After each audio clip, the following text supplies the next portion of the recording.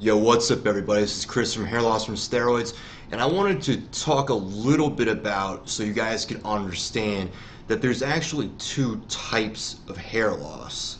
And, if you can understand this, you can possibly put better in perspective the type that you're experiencing, if you are experiencing, and if you're using steroids, kind of put in perspective of what's really going on in the entire process here.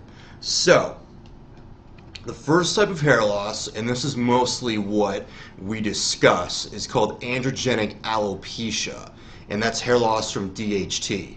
And this involves a miniaturization of the hair follicles, and it largely follows a very distinct pattern, which we call male pattern baldness, which is on the crown and then in a horseshoe pattern on the hairline.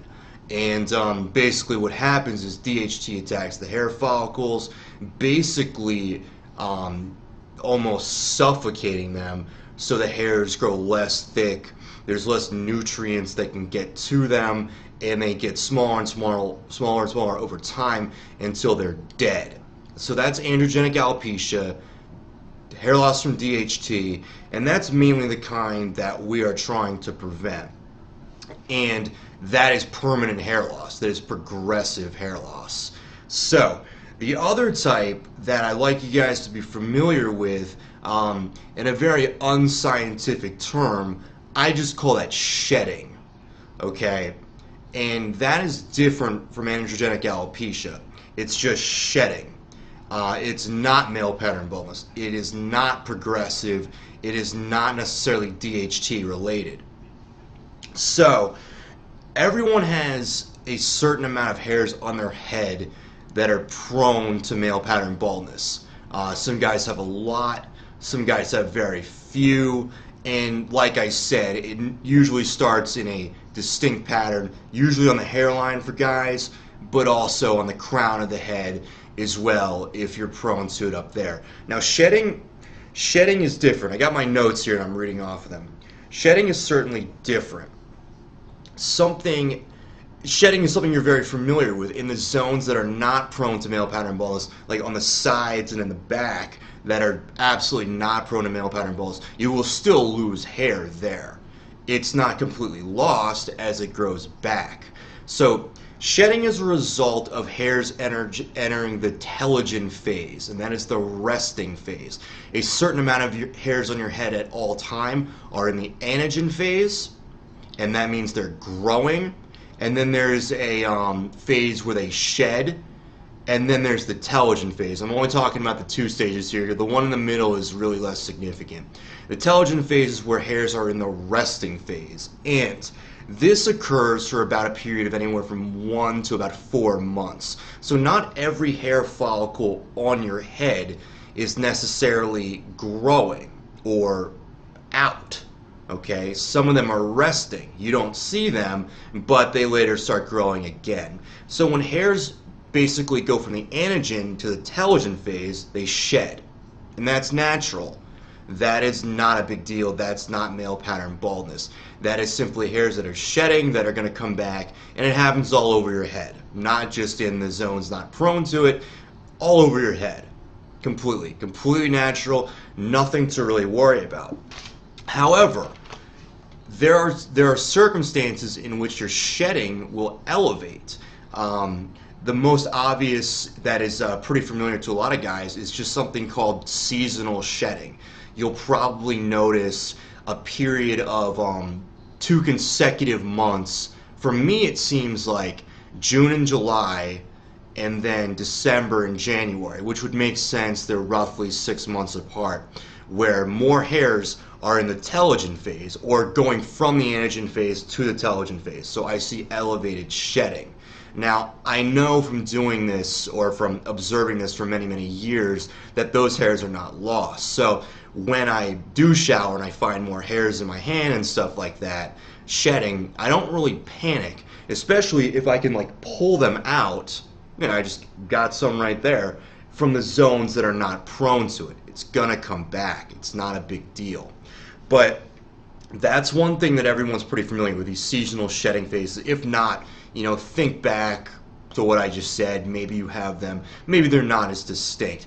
Another thing that can elevate shedding is hormonal fluctuations, and the most extreme example I can bring up of this is actually from women.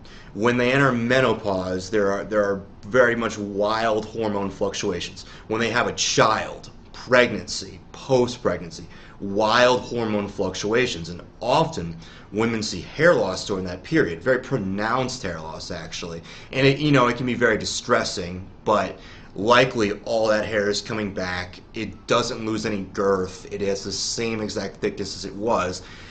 Hormones just need to stabilize in order to provide an environment to regrow the hair.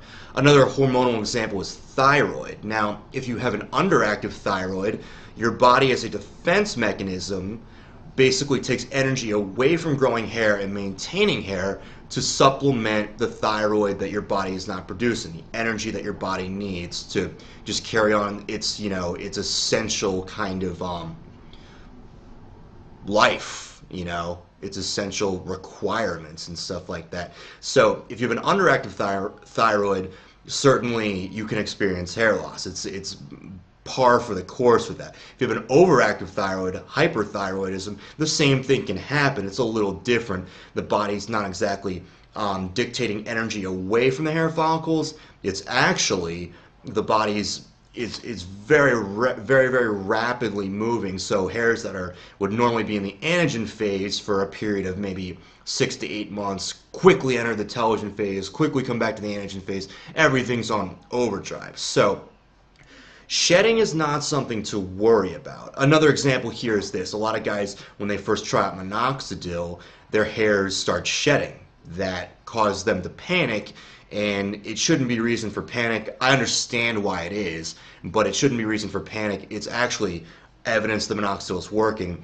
Minoxidil tries to shift all your hairs into the anagen phase. In doing so, the pre-existing hair follicles that have hairs in the anagen phase sometimes shift to the telogen phase very quickly, shed, but they're back on your head in a matter of months. So those are examples of shedding. Now, obviously now, and another extreme example, it's a little less related. Don't knock me if I don't have the science on this. Chemotherapy. In doing so, if you've ever had chemotherapy or seen someone that is, their hair sheds, they are bald, but their hair can return just the same. In all instances of shedding, the hair follicle is not killed. It is not attacked by DHT.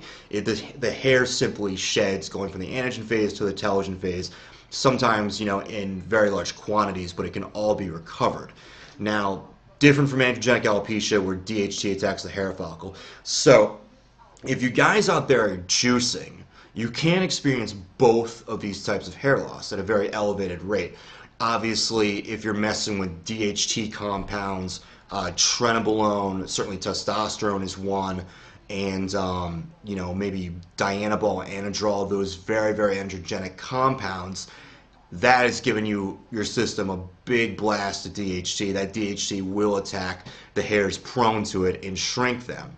But what we'll also do is, anytime you put another compound in your body, a hormonal compound, a steroidal, it will make your hormones fluctuate very rapidly. Say you inject a gram of testosterone, your testosterone will go up, your estrogen will go up, your progesterone will go up. Now, why the DHT from the testosterone can attack your hair follicles, it's also very likely just from the hormone fluctuations that you get the second type of hair loss, which is shedding. Again, if you do steroids and you're prone to male pattern baldness, you're going to get both of these, okay? Now, people want to know, will my hair regrow? I just juiced, I got some hair loss, will it regrow? The answer to that is yes, but I'm going to split it up in two different categories. The hairs that were knocked out from androgenic alopecia will regrow. They will likely be a bit thinner.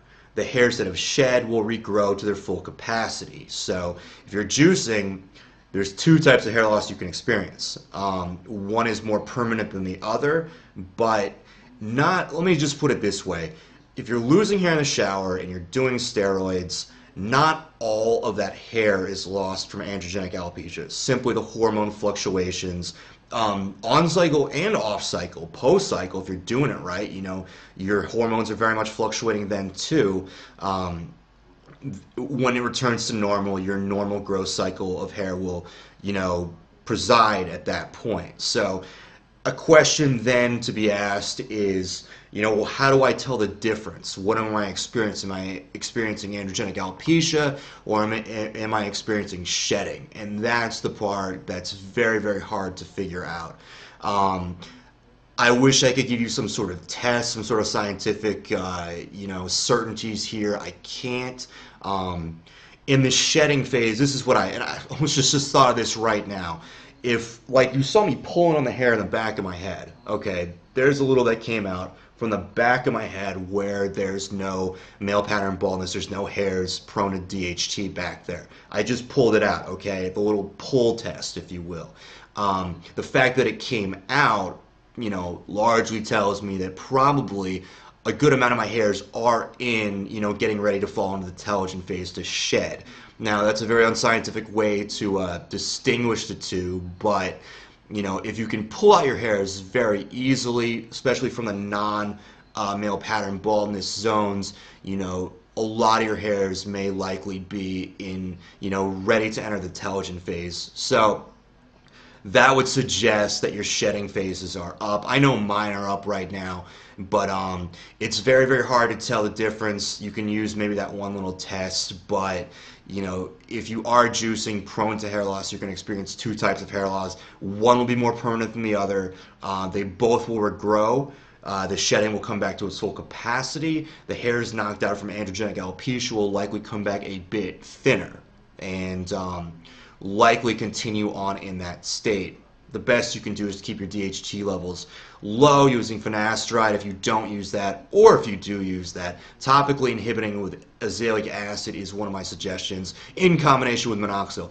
So I hope this made sense to you a little bit. There's two types of hair loss. One is permanent, one is not. The shedding is completely natural, and it's very hard to tell whether you're shedding or you're experiencing androgenic alopecia.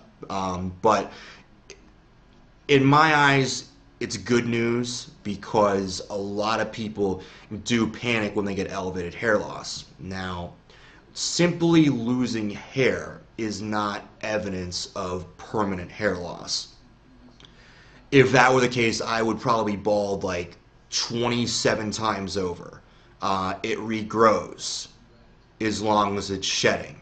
And if it's androgenic alopecia, it will regrow too, but probably not to its fullest extent. Take care.